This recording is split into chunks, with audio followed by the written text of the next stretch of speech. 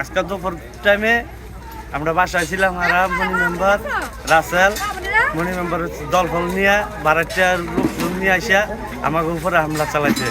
মসজিদ দোকানপাট সব ভাঙিয়ে ফেলাইছে স্যার। ঠিক আছে, আমাকে লোক 10-12 জন আহত করে লাইছে।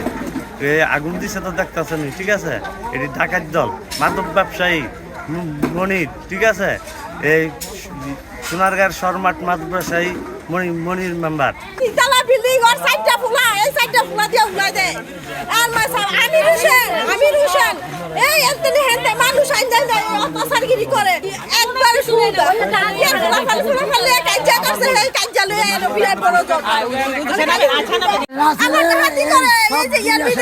তেলের ব্যবসা করে, তেলের ব্যবসা করে, ডাকাতি করে, আবার কি নানান ধরনের ইয়াবি করে।